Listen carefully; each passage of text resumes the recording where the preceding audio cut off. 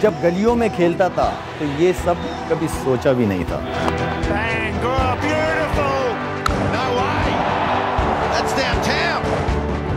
इस मुल्क ने मुझे बहुत कुछ दिया, सर आंखों पर बिठाया।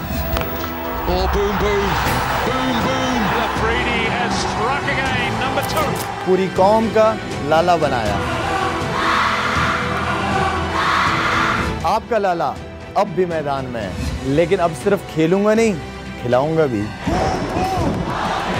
नौजवानों को आगे लेके आऊंगा, क्योंकि जवान है पाकिस्तान। ये है लाला का समा।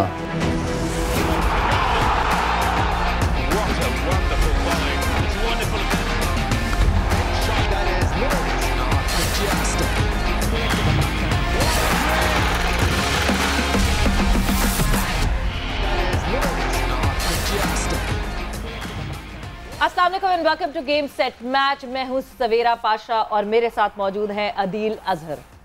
एक नया दिन, एक नया टॉपिक, एक बहुत बड़ा वास्ट टॉपिक जिस पे हम आज डिस्कशन करने वाले हैं। कोचिंग। अदील, कोचिंग एक ऐसा टॉपिक है, हर बंदे का एक अपना ओपिनियन है इसके बारे में, हर बंदा एक अपना इनपुट देना चाहता है। और कोचिंग एक इतना वास्ट सब्जेक्ट है। जब हम फोकस करते हैं क्रिकेटिंग कोचिंग पे तो बहुत सारी डिबेट्स हैं अलग अलग। आज उन्हीं डिबेट्स पे हमारी होने वाली है डिस्कशन। हाँ नहीं बिल्कुल, अगर हम पाकिस्तान की बात करें माशाल्लाह कोई 12-14 करोड़ तो कोच पाकिस्तान में रहते हैं। और कोचिंग का जो बड़ा एडवांटेज है वो ये है कि अक्सर जैसे फुटबॉल में ये बात की जाती है कि दुनिया के जो टॉप कोचेज़ रहे हैं वो कभी भी कोई बहुत बड़े फुटबॉलर्स नहीं होते थे। तो ये एडवांटेज उठाते हुए हमारे जैसे भी जो शौकिया क्रिकेटर थे वो बड़े बड़े कोचेज़ बन जाते हैं और ऐसी ऐसी बातें करते हैं हम लोग। लेकिन बहरहाल हमारे साथ आज प्रोग्राम में एक सही मानों में प्रोफेशनल कोच मौजूद है and looking forward to a very interesting intellectually stimulating discussion today. बिल्कुल। और जब जिस तरह अदील ने बात की कि जो मेहमान हमारे साथ मौजूद हैं आज के शो में, जब मैं उनकी बात करती हूँ, लेवल 4 मास्टर कोच उन्होंने लेवल अबूर किया हुआ है, साथ ही साथ तकरीबन 21 साल से कोचिंग में वो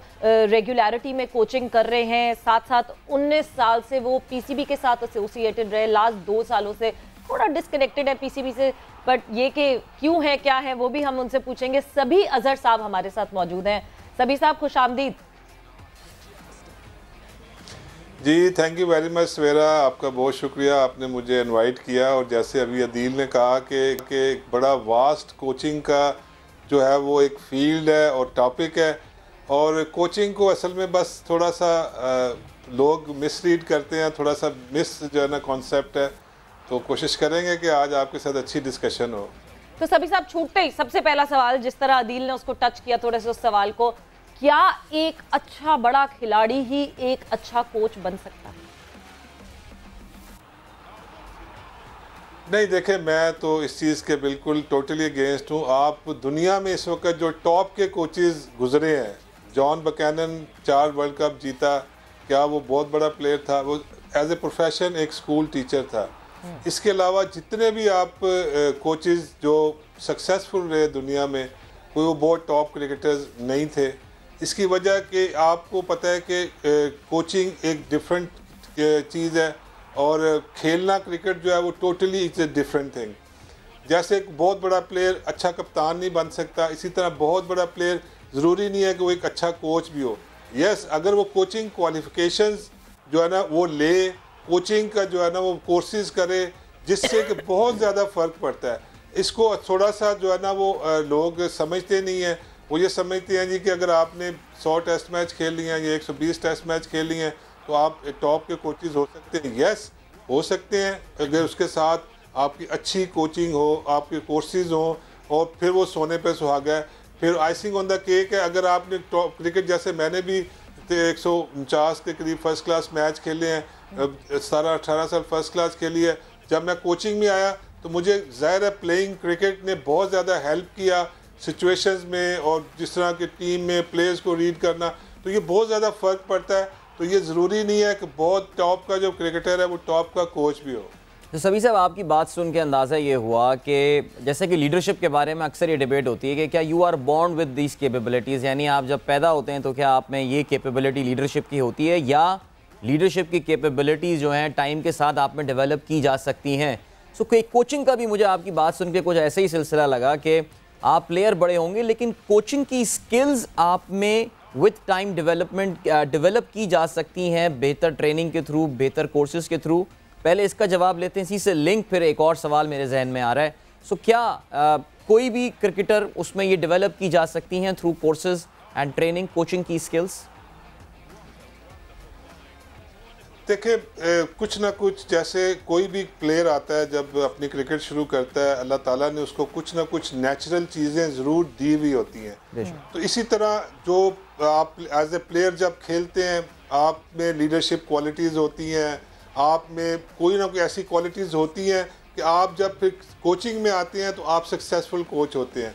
तो बिल्कुल मैं आपकी इस बात से थोड़ा एग्री करूँगा कि आप कोर्सेज के साथ आप एक अच्छे कोच बन सकते हैं। अगर आपने क्रिकेट खेली हुई है तो इसमें कोई जो है ना हर्ज नहीं है कि आप लेवल 1 करें, लेवल 2 करें, लेवल 3, फिर लेवल 4 मास्टर कोच। इसमें आपको, और फिर आपने अगर टेस्ट क्रिकेटर हैं या इंटरनेशनल प्लेयर हैं या इवन आप फर्स्ट क्लास क्रिकेटर हैं तो आप एक बहुत ही अच्छे कोच बन सकते हैं। लेकिन बहुत बड़े जो, अगर आप दुनिया में चले जाएं, इस वक्त आप काउंटी क्रिकेट हो रही है या आपकी ऑस्ट्रेलिया की जो टॉप फर्स्ट क्लास क्रिकेट हो रही है, तो कितने बड़े नाम हैं कि वो जो वहाँ पे कोचिंग कर रहे हैं। वेरी फ्यू, अगर कोई टेस्ट प्लेयर्स होंगे भी तो वो वही होंगे जो उन्होंने 6 मैच खेले हैं या 7 मैच खेले हैं। आपके सामने बॉब वुल्मर है, डेव वटमोर है, तो ये इंटरनेशनल क्रिकेट खेले हैं लेकिन बहुत फ्यू खेले। अब जस्टिस लैंगर की अगर मैं आपको मिसाल दूँ, वो 120 टेस्ट मैचेस खेला है, लेकिन वो एक थ्रू प्रॉपर जो है ना सिस्टम से आया एज ए कोच। वो पहले जूनियर लेवल पे उसने कोचिंग की, फिर उसने जो है वो अपने सेंटर ऑफ एक्सीलेंस में कोचिंग की, फिर वो ऑस्ट्रेलिया का बहुत अरसा असिस्टेंट कोच रहा, फिर उसके बाद वो कोच बना। तो अब उससे आप देखें वो कितना भी सक्सेसफुल जा रहा है। एशियज वो जीत गया है, उसके अलावा काफ़ी सारे सीरीज़ वो जीता है। तो ये सारी चीज़ें जो हैं ये बिल्कुल कनेक्टेड हैं, और उसके साथ जैसे ही आप कोर्सेज करते हुए आएंगे तो आप देखें प्रैक्टिकल एक्सपीरियंस जो है ना, प्रैक्टिकल कोचिंग का जो एक्सपीरियंस है वो बहुत ज़रूरी है। दुनिया में जब भी कोई आपके सामने कोई अगर पोस्ट आती है, किसी कोई जो है ना वैकेंसी आती है, तो उसकी जो पहली क्वालिफ़िकेशन है वो कोर्सेज लेवल 3 कोच होना चाहिए, कोर्स मतलब क्वालिफ़िकेशन होनी चाहिए, फिर उसके साथ 5 साल का प्रैक्टिकल एक्सपीरियंस होना चाहिए। तो एक्सपीरियंस भी बहुत ज़रूरी है। क्रिकेट ऑस्ट्रेलिया और पाकिस्तान क्रिकेट बोर्ड ने मिलकर एक लेवल 4 फर्स्ट टाइम पाकिस्तान में करवाया था। उधर उस वक्त डायरेक्टर थे मुदस्सर नज़र साहब, और बड़ा ज़बरदस्त था। तकरीबन 14-15 लड़कों ने ये किया था, जिसमें से 11-12 जो वो क्वालिफाई किए थे, वो पास हुए थे, और वो अभी उनमें से 3-4 हैं जो इस वक्त कोचिंग को जो भी प्रैक्टिकल कोचिंग कर रहे हैं पाकिस्तान क्रिकेट बोर्ड के साथ। तो ये जो एक्रेडिटेशन आपको मिली क्रिकेट ऑस्ट्रेलिया और पीसीबी ने साथ मिलके, इसकी वैलिडिटी इंटरनेशनल होती है, ग्लोबल होती है? लाइक इस सर्टिफिकेशन की बेस पर आप you can apply for anywhere in the world? जी बिल्कुल कर सकते हैं, कहीं पे भी कर सकते हैं। पाकिस्तान क्रिकेट बोर्ड का कोच एजुकेशन प्रोग्राम जब था डिपार्टमेंट, अभी पता नहीं थोड़ा सा बैकग्राउंड में है, वो बिल्कुल ECB के साथ और क्रिकेट ऑस्ट्रेलिया के साथ उनका कोलैबोरेशन थी, और उनके साथ मिलके जितने हमारे कोर्सेज थे वो उसकी जो है ना काफ़ी ऑथेंटिसिटी थी। वो दुनिया में जो हमारा सर्टिफिकेट है लेवल 1 का, लेवल 2, लेवल 3, लेवल 4 का, तो वो क्रिकेट ऑस्ट्रेलिया का भी उसके ऊपर स्टैंप है, और वो फिर दुनिया में उसको माना जाता है। बट जब मैं पाकिस्तान की बात करती हूँ, पाकिस्तान में अगर आप प्लेयर्स के साथ कोई ऐसा कोच लगा देते हैं जिसने क्रिकेट नहीं खेली हुई हायर लेवल पे, तो वो लेवल ऑफ रिस्पेक्ट डिफरेंट हो जाता है। मतलब आपको अगर कोई कोच जो है जिसने ज़्यादा क्रिकेट नहीं खेली हुई और वो एक बड़े खिलाड़ी को कुछ बता रहा होता है, तो पहली चीज़ ये आती है कि खुद ने खेला है जो मुझे बता रहे हो, खुद उस पर आए। तो ये माइंडसेट तो पाकिस्तान में है, ये पाकिस्तान में क्या आई वुड से सब कॉन्टिनेंट में ये माइंडसेट है, और इस माइंडसेट को आज तक इतने टाइम बाद भी ब्रेक नहीं किया गया। ये डिपेंड करता है कोच टू कोच। मैं आपको बताऊं सवेरा कि ये वेरी करता है।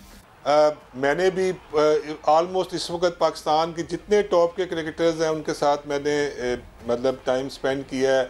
मुख्तलिफ टीमों में मेरे साथ उन्होंने वो एज ए कोच मैंने उनके साथ काम किया है।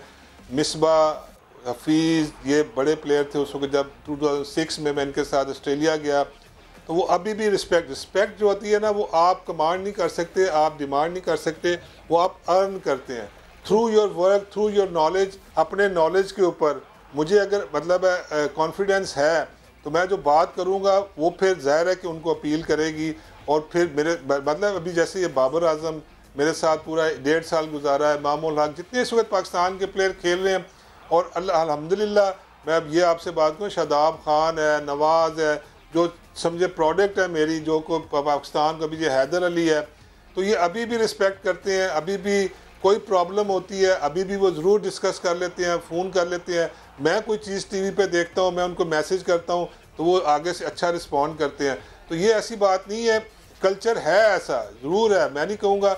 और प्लेयरों को बड़ा टाइम लगा सवेरा कि ये इस तरह कोचेज़ को जो है ना एक्सेप्ट करने में, कि पहले जो आपको पता है जो टॉप क्रिकेटर्स थे, जब आप पिछले एरा में चले जाएं तो वो जो कोच होता था वो बराए नाम होता था। अब लेकिन कुछ अरसे से जब से ये कोच एजुकेशन प्रोग्राम, फिर हर टीम के साथ कोचेज़, फिर जो है डोमेस्टिक लेवल पे भी कोचेज़ आ गए, तो रिस्पेक्ट फिर प्लेयरों में ऐसा ऐसा डेवलप होनी शुरू हो गई। सभी साहब, एक माइंडसेट जो पाकिस्तान में जनरली, जिसको हम एक वाइट कॉम्प्लेक्स भी कह सकते हैं, गोरा कॉम्प्लेक्स हमारे यहाँ होता है कि यार गोरा कोच आएगा तो हमारे मसाइल जो है ना आके वो हल कर देगा। एक जनरल बायस भी सोसाइटी में हमारी पाया जाता है। क्रिकेट कोचिंग को आप इस निगाह से कैसे देखते हैं? पाकिस्तानी कोचेज़ हैं, पाकिस्तान में ऐसे लड़के हैं जो क्वालिफाइड हैं और अच्छा काम कर सकते हैं। अगर उनको जो है वो अच्छा फ्री हैंड दिया जाए, उनके साथ उनको अच्छे तरीके से ट्रीट किया जाए, तो वो पाकिस्तान में कर सकते हैं। आपकी बात से मैं एग्री करूँगा कि हमारे थोड़ा सा ये कल्चर है, ये माइंड सेट है कि आप जो है वो क्या कहते हैं, गोरा अगर आ जाए, गोरा वो बात करे तो आप जल्दी मानते हैं, वही बात अगर मैं करूँगा शायद वो थोड़ा सा करेंगे। इसमें मैं छोटी सी, अगर आप मुझे इजाज़त दें तो मैं आपको एक मिसाल दूँ कि ये जब शादाब खान अभी अंडर 19 खेल रहा था, तो मैंने उसको फिर जब आपने बुलाया स्टेडियम, मैंने कहा तुम्हारे थोड़ा रनअप का मैंने ठीक करना है। उसमें 3-4 चीज़ें मैंने उसके साथ डिस्कस की, तो वो खैर फिर वो एक्चुअली वर्ल्ड कप खेलने चला गया, NCA में कैंप लग गया। जब वो वर्ल्ड कप खेल के वापस आया तो जब मुझे मिला तो मुझे उसने कहा कि सभी भाई, मैं जब उधर खेलने गया तो राहुल द्रविड़ मुझे मिला, वो इंडियन की टीम का मेंटोर था अंडर 19 का। उसने सारी बातें वही की जो आप मेरे से डिस्कस कर चुके हुए थे। तो अब मैंने उसको कहा भी वो राहुल द्रविड़ है, मैं सभी अजहर हूँ, एक जो है लोकल कोच हूँ, और चलो उसी की बात फिर मान लो। तो ये बिल्कुल आपकी बात सही है। बाद में ज़रूर जो है ना वो प्लेयर इस चीज़ को मानते हैं कि जी आप जो कह रहे थे वो बिल्कुल सही बात है। ये जो कोचिंग कोर्सेज PCB करवाता है, ये अफिलिएटेड है ऑस्ट्रेलियन प्राइवेट कंपनी के साथ। वो प्राइवेट कंपनी जो ऑस्ट्रेलियन है वो इन कोचेस को एक तरह से सर्टिफिकेशन देती है इन कोचेस के।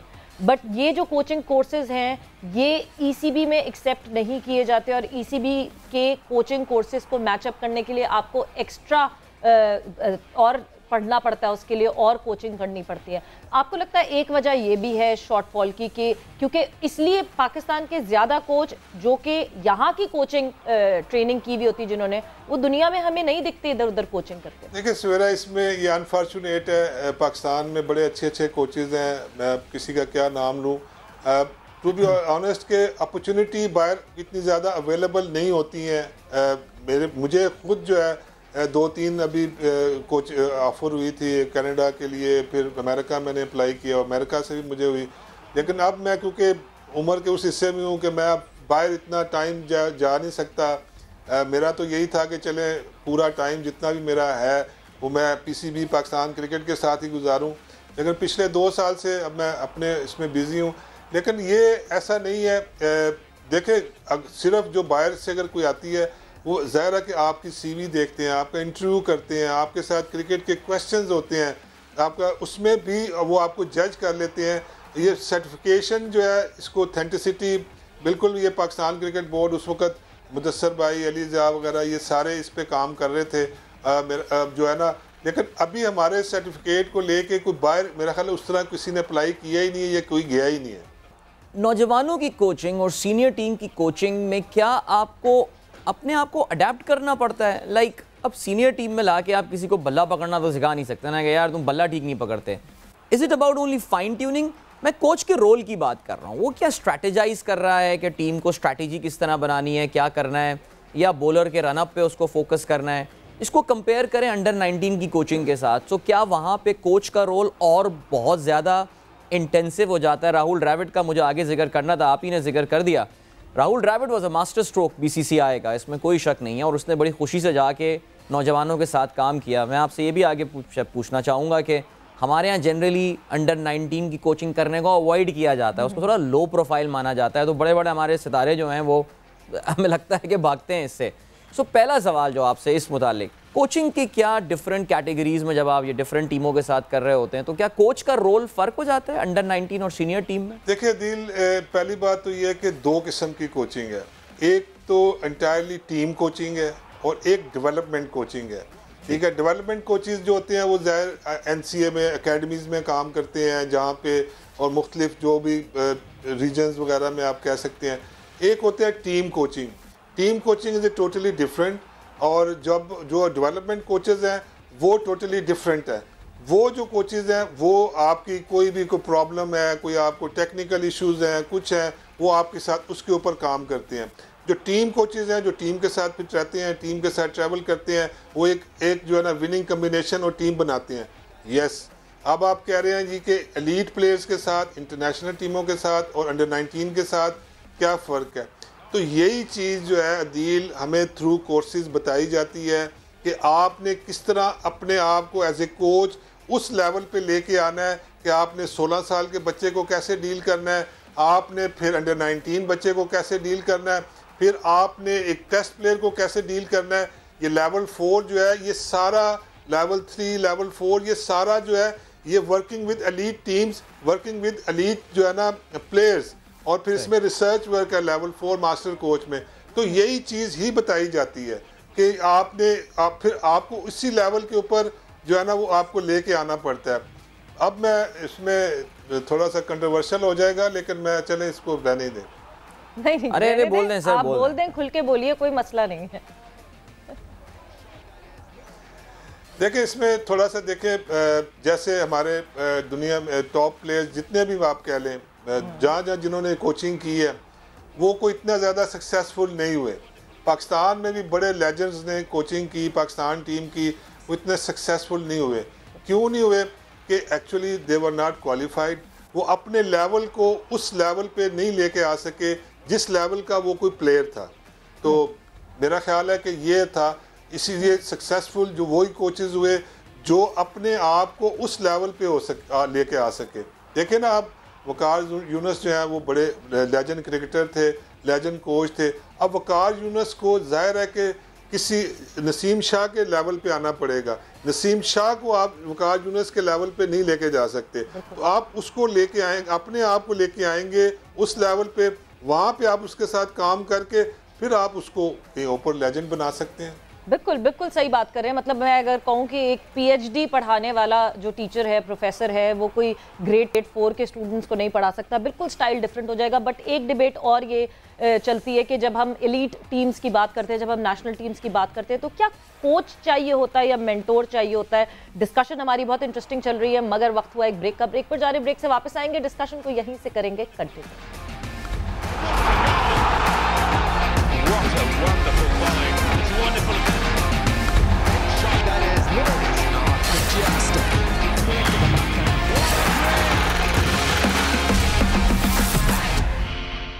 And welcome back to game set match. Discussion हमारी बहुत इंटरेस्टिंग चल रही है। कोचिंग एक बहुत वास्ट सब्जेक्ट और उस पर बात हो रही है। सबी अजहर साहब हमारे साथ मौजूद है और अदील और मैं बहुत सारी कोचिंग सीखने की साथ साथ कोशिश कर रहे हैं सबी अजहर साहब से। तो सबी अजहर साहब, हम डिस्कशन को आगे बढ़ाते हैं और ब्रेक पे जाने से पहले जिस तरह हम बात कर रहे थे, एक तो कोचेस के लेवल की कि कौन सा एक बड़ा प्लेयर उसको फिर उस लेवल पे नीचे आना पड़ता है जब वो प्लेयर्स को समझा सके अपने उस लेवल से। मगर साथ ही साथ ये जब हम एलीट टीम्स की बात करते हैं, एलीट टीम्स की कोचिंग की बात करते हैं, क्या वहां ज्यादा कोचिंग रिक्वायर्ड होती है या आपको मेंटोरशिप, एक मेंटोर का रोल ज्यादा अप्लाई करना पड़ता है? देखिए, कोचिंग रिक्वायर्ड होती है। देखिए, अब ठीक है, जब नेशनल टीम की आप कोचिंग कर रहे हैं, आप जाहिर है कि कोई बैट की ग्रिप तो बता नहीं सकते, लेकिन आप जब अगर वो कोई प्लेयर स्ट्रगल कर रहा है, ठीक है, अगर वो प्लेयर परफॉर्म नहीं कर रहा या किसी, तो आप फिर एज ए क्वालिफाइड कोच आप उसको डायग्नोज कर सकते हैं कि तुम्हें ये प्रॉब्लम किस वजह से हो रहा है। ठीक है, आप स्ट्रेटजी बनाते हैं, आप एक प्लानिंग भी करते हैं ठीक है, आप पूरी दूसरी टीम को एनालिसिस करते हैं, आप अपनी टीम की, आपको स्ट्रेंथ, वीकनेसेस, थ्रेट्स, अपॉर्चुनिटीज़, हर चीज़ का पता होता है। आप दूसरी टीम को स्टडी करते हैं, कंडीशंस को स्टडी करते हैं, एक पूरा एक प्लान बनाते हैं, उसके मुताबिक फिर आप उस हिसाब से कौन सा प्लेयर कहाँ पे फिट इन होता है। आप ये पूरा काम एक कोच का काम है और कोच ही ये कर सकता है। जाहिर है अगर आपका कप्तान अच्छा है, वो आपके साथ आइसिंग ऑन द केक है। अगर आपका कप्तान आपके साथ अच्छा मतलब एक्सपीरियंस है तो वो ज़रूर आपको फिर हेल्प करेगा।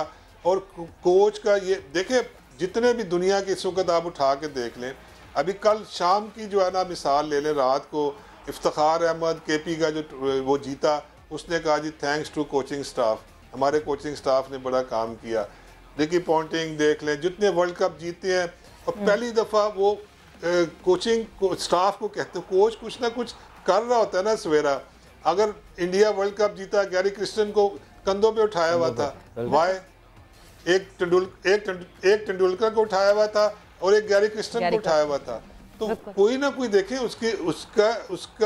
उसका कोई ना कोई काम ज़रूर था, वो काम करता है और टीम को बिल्ड करते हैं, टीम को बिल्ड करके और फिर जो है ना वो बनाते हैं। और बहुत सारे देखें इंटरनेशनल डोमेस्टिक में अच्छा परफॉर्म करके प्लेयर आता है और सम टाइम वो स्ट्रगल करता है इंटरनेशनल लेवल, तो वो फिर कोच ही होता है कि उसको इंटरनेशनल क्रिकेट की जो है ना वो नो हाउ, किस तरह प्रेशर हैंडलिंग है, किस तरह फिर वो कौन सा प्लेयर, तो ये सारी चीज़ें जो है ये कोच करता है, कोच का रोल होता है।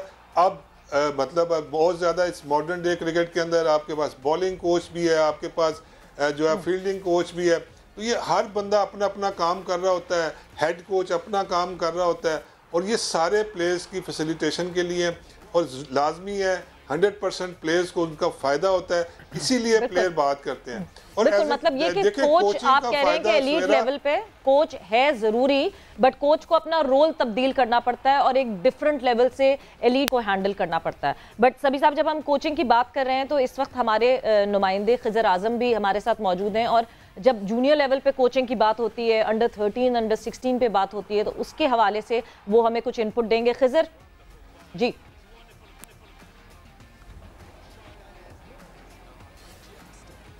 जी बिल्कुल सवेरा, जिस तरह आप बात करें ओवरऑल कोचिंग स्ट्रक्चर पे, तो अगर हम जूनियर लेवल पे बात करें, जैसे अंडर 13 हो गई, अंडर 16 हो गई, तो हम सबसे ज़्यादा जो न्यूज़ हमें आ रही होती है, ये जो शिकायत आ रही होती हैं, पेरेंट्स कहते हैं मेरा बच्चा इतना अच्छा परफॉर्म कर रहा था, उससे सिलेक्ट नहीं किया गया, कोचेस पर भी इल्ज़ामात लगते हैं भाई इन्होंने किसी की पर्ची को फेवर कर दिया। उसका सबसे बुनियादी वजह यह है कि जैसे अब इस साल अंडर 13 नहीं हुई है, तो अंडर 13 और अंडर 16 के लिए प्रॉपर कोई टूर्नामेंट्स नहीं है रीजन लेवल पर, सिटी लेवल पर, जिसके बाद जो है यही जो क्राइटेरिया है, जैसे इनकी सिलेक्शन जो है वो ओपन ट्रायल्स होते हैं, जिसके बाद जो है वो बच्चे आते हैं और उसमें हम कभी कभार ये देखते हैं कि बहुत अच्छा परफॉर्म करने वाला बच्चा जो कि अच्छा पीछे उसका क्लब में अच्छा स्कोर होता है मगर वो उस तरह से परफॉर्म नहीं कर रहा होता, तो इन दो जगहों पर जो है ओपन ट्रायल्स हो रहे होते हैं। हालांकि अंडर 19 में फिर इसी परफॉर्मेंस बेस पर या अंडर 16 की परफॉर्मेंस पर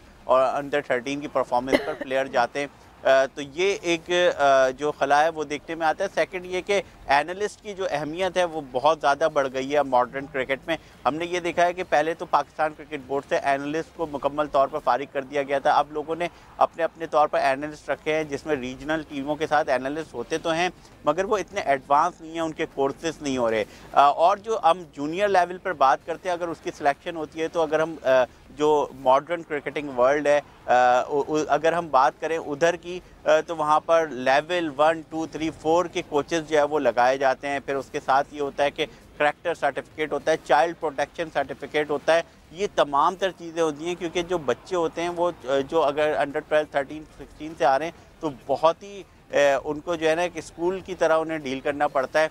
तो ग्रेजुअली जो है मेरा ख्याल है चीज़ों को बेहतर करने की ज़रूरत है, और ख़ास तौर पर जो हमें ऊपर लेवल पर जब नेशनल टीम में जिस तरह सभी अदर बात कर रहे थे कि वो ये तो नहीं सिखा सकते कि एक प्लेयर को बल्ला पकड़ के कैसे सिखाना है, तो ये तमाम चीज़ें यकीनन नीचे से जब सही होंगी तो आपको एक ऐसा पॉलिश प्लेयर यकीनन मिलेगा कि जो आगे जाके प्रॉब्लम भी ना करे, और यहीं से जो है आपकी जो जो बिल्डिंग होती है, करैक्टर बिल्डिंग होती है, वो भी शुरू हो जाती है अगर हम नीचे लेवल पर बात करें। और ये वो खला है कि हमारी जो बिल्कुल ये जो खला है, आप बिल्कुल ये खला जो है वो पुर करनी पड़ेगी और बेहतर रहेगा। जब तक एक इमारत जो बन रही होती है उसकी बेस ही स्ट्रॉन्ग ना हो अदील, तो ऑब्वियसली जाहिर सी बात है वो इमारत इधर उधर हिलती रहेगी। और हमने रीसेंट पास में देखा कि छोटी छोटी गलतियों की वजह से, मतलब हम बात करते हैं फ़खर की बात करते हैं हम, तो फ़खर हम देखते हैं रेगुलरिटी में एक तरीके से आउट हुए जा रहे हैं और वो शेल में फंस गए, वो उस लूप में फंस गए, गोल गोल घूम रहे हैं। इसका मतलब ये है कि कहीं ना कहीं शायद जूनियर लेवल पे उनको गाइड नहीं किया गया उस तरीके से या बताया नहीं गया। तो जहां हम जूनियर लेवल पे बात करते हैं, सभी साहब जूनियर लेवल पे इम्पोर्टेंस सबसे ज़्यादा होती है कोच की। आपको लगता है कि उस तरह से पीसीबी जूनियर लेवल पे इन्वेस्ट कर रहा है? क्योंकि इस वक्त तो सभी ख़त्म हुआ हुआ है ना, हमें स्कूल क्रिकेट दिख रही है ना अंडर 13 दिख रही है, मगर अब आहिस्ता आहिस्ता ये जो नई मैनेजमेंट है ये बात कर रही है स्कूल क्रिकेट को बहाल करने की, सिटी क्रिकेट को बहाल करने की। सो आपको लगता है कि जूनियर लेवल पे बहुत फुकदान है कोचिंग का और वो होना चाहिए? जी बिल्कुल सवेरा, मैं बिल्कुल आपकी इस बात से एग्री करूंगा कि जूनियर लेवल के ऊपर इस वक्त जो है ना वो कहीं पे भी कोई काम नहीं हो रहा। और जो पिछले 3 साल से तो क्लब क्रिकेट और जूनियर क्रिकेट तो बिल्कुल ही वो बंद पड़ी हुई थी, जिसका काफ़ी लॉस हुआ। और अभी जो खिजर बात कर रहे थे, मैं इसमें थोड़ा सा ऐड ऑन करूं कि ये जो ओपन ट्रायल्स हैं सवेरा, ये ही पाकिस्तान की जो असल क्रिकेट की जो है ना वो मतलब नाकामी की कह लें या एक गलत जो है ना वो एक है। सिलेक्शन जो है जब तक हमारी परफॉर्मेंस बेस नहीं होगी, हमारे मसाइल हल नहीं हो सकते। चाहे वो अंडर 13 है, देखिए अब हर सिटी के साथ पाकिस्तान क्रिकेट बोर्ड ने एक कोच लगा दिया हुआ है। अब जैसे अभी अंडर 13 के ट्रायल्स हुए हैं, अभी अंडर 16 के ट्रायल्स हुए हैं, तो बिलीव मी कोई 3 बॉलें खेला है, कोई 4 बॉलें खेला है, कोई 5 बॉलें खेला है। तो जो ये खिजर बात कर रहे थे कि पेरेंट्स अगर गिला शिकवा करते हैं तो वो मैं कोचेस को ब्लेम नहीं कर रहा। अब अगर 500, 600, 1000 बच्चा आया हुआ है तो वो भी बेचारा क्या करे। तो वाई नॉट कि अगर ये सिटीज़ की टीमें बन जाती अंडर 13 की, और वो भी हर कोच को, जैसे मैं ये अपनी प्रैक्टिस करता हूँ as a regional head coach कि हम अंडर 13 के या अंडर 16 के हमारी टीमें फाइनल खेली, जीती भी।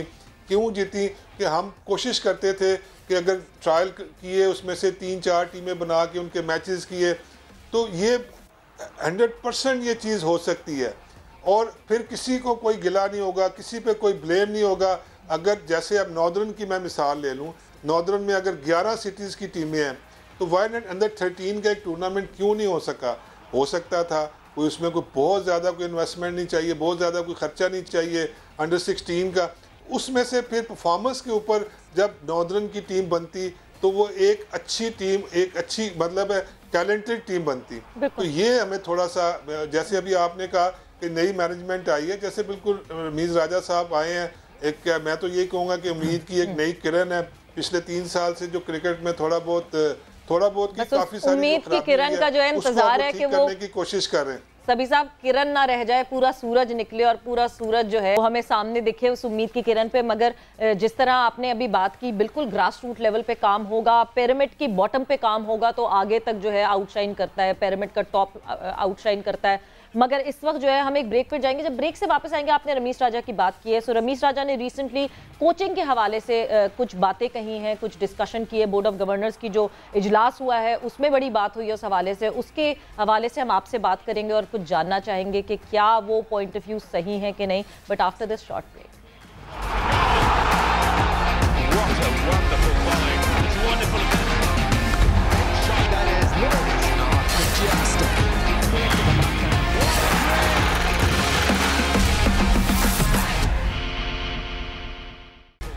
गेम सेट मैच में एक दफा फिर से खुशामदीद। बात हमारी हो रही है कोचिंग के हवाले से। और अदील, जब हम कोचिंग की बात करते हैं, रिसेंटली रमीश राजा ने जो बात की है कोचिंग के हवाले से, अगर हम सभी अजहर साहब से वो बात, हाँ बिल्कुल सभी साहब आपका इनपुट हम इसमें लेंगे, बिकॉज देखिए रमीज साहब ने जो है अब नेचुरली वो एक नई सोच आपने कहा लेकर आए और ऐसा लग रहा है कि एक डायरेक्शन बिल्कुल पीसीबी नहीं लेना चाह रहे हैं on a number of things, whether it was PSL, whether it was Pakistan cricket team की सिलेक्शन का हो, विकेटों के हवाले से बात हो, और ऑफ कोर्स कोचिंग एक बड़ा इंपॉर्टेंट यहाँ पे एलिमेंट है। रमीज राजा का बड़ा क्लियरली जो हमें एक स्टैंड समझ में आया है वो ये है कि उनका फोकस पाकिस्तान क्रिकेट टीम के लिए कोई बहुत ही हाई प्रोफाइल कोचेस रखने के बजाय वो ज़्यादा फोकस करना चाह रहे हैं ऑन द जो इनका हाई परफॉर्मेंस सेंटर है इन लाहौर। और अभी बीच में पीसीबी ने एक इश्तिहार भी दिया था, तो उसमें लोग ये समझे थे कि शायद पाकिस्तान क्रिकेट टीम के लिए हायरिंग की कोचेस की बातें हो रही हैं, लेकिन पता है चला कि वो तो हाई परफॉर्मेंस सेंटर के लिए था। इस अप्रोच को आप किस तरह देखते हैं? आई मीन रमीज़ कहते हैं जी सिचुएशन स्पेसिफिक कोचेस होंगे, टीम की सिचुएशन क्या होगी, किस तरह हो, आई मीन मुझे नहीं पता उनके जहन में इस वक्त क्या चल रहा है, लेकिन कहीं डिफरेंट फॉर्मेट के डिफरेंट कोचेस ही उनके जहन में ना आ रहे हो सिचुएशन। इस अप्रोच को आप किस तरह देखते हैं कि focus on the high performance centre और बाकी पाकिस्तान टीम के लिए आपको सिर्फ फाइन ट्यूनर एक चाहिए? देखिए, मैं इस रमीज़ राजा साहब की इस बात से मैं टोटली एग्री करता हूँ कि वो एक्चुअली थोड़ा सा जो मुझे समझ में आया है कि वो कैप्टन्स को थोड़ा सा ज़्यादा जो है ना वो पावरफुल देखना चाहते हैं। वो जो कैप्टन्स जो हैं वो उनको ज़्यादा पावर, उनकी ज़्यादा इन्वॉल्वमेंट चाहते हैं, जो कि पास्ट में शायद कहीं पे मिसिंग था, क्योंकि वो ख़ुद भी हर टूर पे साथ होते हैं, एज ए कमेंटेटर साथ थे, तो कुछ ना कुछ उन्होंने ज़रूर ऑब्ज़र्व किया होगा। लेकिन ये नहीं कहा कि जी पाकिस्तान टीम के साथ कोई कोच नहीं होगा, या मतलब जो ज़्यादा वो फोकस कर रहे हैं हाई परफॉर्मेंस सेंटर्स के ऊपर। लेकिन ज़ाहिर है पाकिस्तान जो कप्तान होगा, जितना भी स्ट्रॉन्ग कप्तान होगा, जितना भी वो अच्छा डिसीजन मेकर होगा, कहीं ना कहीं उससे मशवरे की ज़रूरत ज़रूर पड़ेगी। तो वो ज़ाहिर है कि आपके पास उस वक्त टीम के अंदर अगर कोई बैटिंग कोच है या कोई हेड कोच है या फील्डिंग कोच है, तो ये इसकी तो कहीं पे भी उन्होंने कहा कि ये नहीं होने चाहिए। नहीं, बट सभी साहब उन्होंने एक बात ये बहुत पर्टिकुलरली कही कि जब हम लॉन्ग टर्म कॉन्ट्रैक्ट्स करते हैं तो हम फंस जाते हैं कोचेस के साथ, इसलिए हम जहां टूर करेंगे उसके हिसाब से एक शॉर्ट टर्म कोच होगा। जैसे अभी वर्ल्ड T20 में हेडन थे हमारे साथ, सो लेट्स से पाकिस्तान वो ट्रैवल टू श्रीलंका, तो कोई श्रीलंकन कंडीशंस का स्पेशलिस्ट कोच हमारे साथ होगा। तो इस पॉइंट ऑफ व्यू पे आपको लगता है कि इतनी तेजी में अगर कोचेस बदलेंगे तो वो आसानी होगी प्लेयर्स के लिए? देखें, अगर शॉर्ट टर्म भी करना है तो कम से कम साल का या 1.5 साल का ये इतना तो होना चाहिए।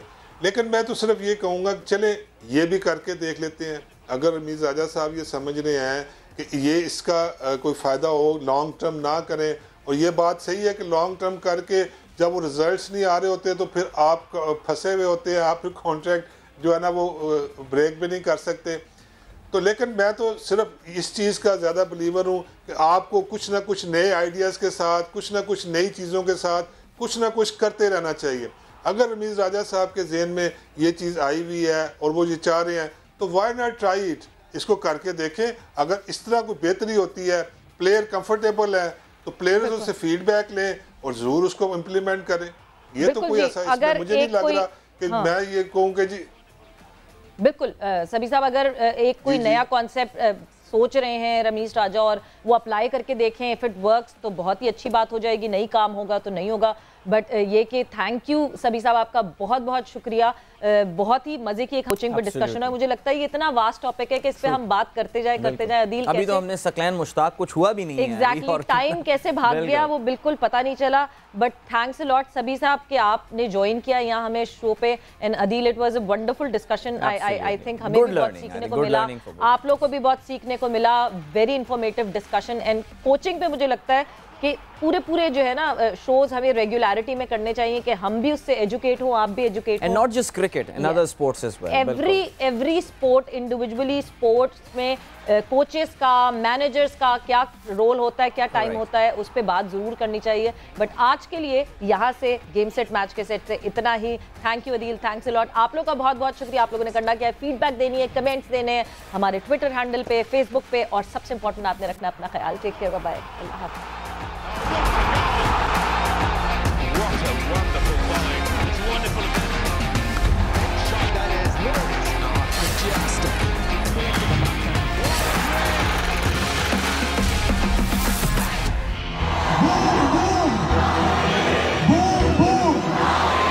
जब गलियों में खेलता था तो ये सब कभी सोचा भी नहीं था। Bang, oh, beautiful. No way. That's downtown. इस मुल्क ने मुझे बहुत कुछ दिया, सर आंखों पर बिठाया। Oh, boom, boom. Boom, boom. Afridi has struck again. Number 2. पूरी कौम का लाला बनाया। आपका लाला अब भी मैदान में है, लेकिन अब सिर्फ खेलूंगा नहीं, खिलाऊंगा भी। नौजवानों को आगे लेके आऊंगा, क्योंकि जवान है Pakistan. Really loves it, and we love him too. ये है लाला का समा।